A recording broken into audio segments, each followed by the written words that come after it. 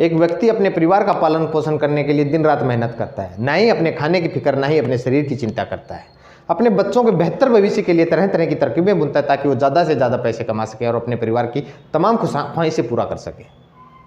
एक रात जब वो अपने परिवार के साथ सो रहा होता है, अचानक उस परिवार पर हमला हो जाता है और उस परिवार के 5 सदस्य, उस व्यक्ति के 3 लड़के और उसका भतीजा की बड़ी निर्मम तरीके से हत्या कर दी जाती है। जब पुलिस इस केस की छानबीन करती है, पुलिस के भी पसीने छूट जाते हैं। काफ़ी मशक्क़त के बाद जब पुलिस इस केस का खुलासा करती है, जब सच लोगों के सामने आता है, जो भी लोग इसके बारे में सुनते हैं सन रह जाते हैं, अपने कानों पर ही विश्वास नहीं करते। यकीनन दोस्तों, आज की कहानी आपको हैरान कर देगी, परेशान कर देगी। नमस्कार, आदाब, सत श्री अकाल। मैं एक्स पुलिस अफसर प्रदीप यादव। दरअसल राजस्थान प्रदेश का अलवर डिस्ट्रिक्ट में ही एक कॉलोनी, शिवाजी पार्क कॉलोनी, दिनांक 3 अक्टूबर 2017 सुबह करीब 5 बजे एक परिवार की 2 बहनें छत से पानी का नल चलाने के लिए जब नीचे उतरती हैं तो चीखती हैं, चिल्लाती हैं। वो देखती हैं जिस कमरे के अंदर परिवार के सदस्य सो रहे थे, आराम कर रहे थे, उसी कमरे से खून की धार बह रही थी। वो कमरे का दरवाज़ा खोलती हैं, अंदर झांकने की कोशिश करती हैं तो देखती हैं परिवार के सभी सदस्य खून में लथपथ हैं। अंदर जाकर जब देखती हैं तो 2 की सांसें चल रही है, 3 पूरी तरह से मृत हैं। जोर जोर से चीखने लगती हैं, चिल्लाने लगती हैं। आसपास के लोग इकट्ठा हो जाते हैं। इसी बीच मौके पर पुलिस भी आ जाती है। मृतकों को मोर्चरी भेजा जाता है, घायलों को हॉस्पिटल ले जाया जाता है। जब तक हॉस्पिटल पहुंचे तब तक वो भी दम तोड़ चुके थे। इसके बाद जो बहनें थी, 2 बहनें थी, उसमें एक बीमार हो जाती, जो उन 3 बच्चों की माँ थी, उस व्यक्ति की पत्नी थी। वो बेहोश हो जाती है और उसे हॉस्पिटल में भर्ती कराया जाता है। पुलिस इस केस का खुलासा करने की काफ़ी कोशिश करती है। तमाम सीसीटीवी कैमरे चेक किए जाते हैं। एक सीसीटीवी कैमरे से कुछ इस तरह के क्लू मिले कि इस घर की जो घटना को अंजाम देने वाले जो लड़के थे वो उस घर से स्कूटी लेके गए हैं और उसके बाद फरार हुए, लेकिन उसकी कद काठी और शरीर से कोई उन्हें पहचान नहीं पा रहा था। परिवार के सदस्यों से पता किया जाता है कि इनकी कोई पुरानी रंजिश हो, किसी से कोई दुश्मनी हो। परिवार के जीवित और मृत सदस्यों के सभी के फ़ोन सर्विलेंस पे लगाए दिए जाते हैं। डॉग स्क्वाड बुलाया जाता है, फॉरेंसिक टीम बुलाई जाती है, लेकिन पुलिस को कहीं कोई कामयाबी नहीं मिलती। आज तक कर पुलिस उस हॉस्पिटल में जाती है जिस हॉस्पिटल में उस प्रकार की महिला थी जो एडमिट थी। डॉक्टर से पूछती है कि ये महिला कब तक होश में आ जाएगी। डॉक्टर साहब कहते हैं कि मुझे नहीं लग रहा कि ये महिला बीमार है, ये बीमार होने का नाटक कर रही है। बस इतना कहना था और पुलिस को कुछ संदेह होता है और उस महिला को उठाती है और थाने ले आती है। इसी बीच जब सर्विलेंस से रिपोर्ट आती है तो उस महिला के साथ एक नाम और जुड़ता है, हनुमान प्रसाद जाट।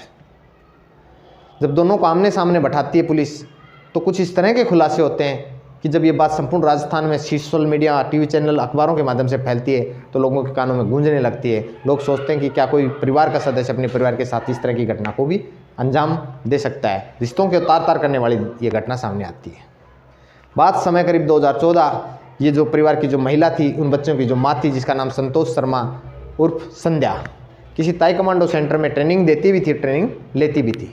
इसी ट्रेनिंग सेंटर में उदयपुर में बीपीएड की तैयारी पढ़ाई करने वाला एक लड़का हनुमान प्रसाद जाट, वो भी ट्रेनिंग लेने के लिए आता है।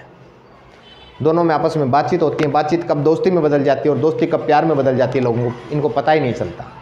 धीरे धीरे इनका शारीरिक संबंध बनने लग जाता है। दोनों अपना जो प्यार का जो जीवन था उसको खुशी से जीने की व्यतीत करने की कोशिश करते हैं। इसी बीच इस महिला का जो लड़का है वो इन दोनों को एक साथ देख लेता है और अपने पिता को इस चीज़ के बारे में बताता है। उस महिला का पति उसे डांटता है, फटकारता है, धमकाता है कि तुम्हें ये चीज़ शोभा नहीं देती, तुम 3 बच्चों की माँ हो, अपने बच्चों की परवरिश करो, अच्छे संस्कार दो। इस बात को लेकर इस घर में बार बार झगड़ा होने लगा। ये महिला चाहती थी कि जो हनुमान प्रसाद है, जो उसका प्रेमी, उसे शादी करे और हमेशा हमेशा के उसके साथ रहे, लेकिन उसको लग रहा था कि जो इनके परिवार के सदस्य, इसका जो पति है, उसके बच्चे हैं, वो इस चीज़ की कतई परमिशन नहीं देंगे। अब लगातार 3 महीने से उन लोगों को ठिकाने लगाने की तरकीब बनाई जा रही थी। समय आता है 2 अक्टूबर 2017। ये महिला अपने परिवार के सभी सदस्यों के लिए बढ़िया खाना बनाती है, रायता बनाती है और रायते में नींद की कुछ गोलियां मिला देती है। सभी को रायता खिलाया जाता है, लेकिन परिवार का जो बड़ा लड़का है, जिसका नाम अमन, जिसकी उम्र 17 साल थी, वो तबीयत खराब होने के कारण रायता खाने से मना करता है। वो महिला उस पर दबाव बनाती है। इसी बीच उसका पति कहता है जब इसकी तबीयत खराब हो है तो आप इस पर क्यों प्रेशर कर रही हो, और सभी सो जाते हैं खाना खाने के बाद। लगभग 10 बजे उस महिला का प्रेमी अपने दो साथी जो भाड़े के जो कातिल इकट्ठे किए हुए थे उनको लेकर उस महिला के घर के सामने आता है। तो महिला आंखों से इशारा करती है और उन्हें वापस जाने का कहती है कि अभी उचित समय नहीं, आप बाद में आना। लगभग 1 बजे घर के दरवाजे खुले होते हैं। वो हनुमान प्रसाद जाट और अपने 2 साथियों के साथ उस घर में अंदर आ जाता है। इसी बीच वो महिला भी छत से उतरकर नीचे आ जाती है। चारों मिलकर सबसे पहले उस महिला का जो पति, उस घर का जो मुखिया बनवारी लाल शर्मा पर हमला करते हैं, गला रेत कर उसकी हत्या कर देते हैं। कुछ आवाज़ों से उस परिवार का जो बड़ा लड़का, उसकी आंखें खुल जाती हैं। इस बीच उस लड़के की भी हत्या कर देते हैं। अब सोचते हैं कि इन 2 की हत्या कर दी, वो 3 बच गए, कहीं कोई खुलासा ना हो जाए, इसलिए इन तीनों की भी हत्या कर देते हैं। वो महिला उन लड़कों को अपनी स्कूटी की चाबी देती है और वहाँ से भेज देती है और खुद अपनी बहन के पास जाके लेट जाती है। सुबह होता है, चीखती है, चिल्लाती है, ड्रामा करती है, बहाना करती है। वो सोच रही थी कि हम जितनी सात्विकता से हमने इस क्राइम को अंजाम दिया है, हो सकता है हम बच जाएंगे। लेकिन दोस्तों, उनको नहीं पता था क्राइम चाहे कितनी भी सात्विकता से किया जाए, क्राइम कभी छुपता नहीं, एक ना एक दिन जरूर सामने आता है। दोस्तों ये कहानी सुनाने का जो मेरा मोटिव था, जो मेरा उद्देश्य था, किसी की भावनाओं को ठेस पहुंचाना नहीं था, किसी को परेशान नहीं करना था। मेरा सिर्फ उद्देश्य था आप सजग रहिए, सतर्क रहिए। जय हिंद, जय भारत।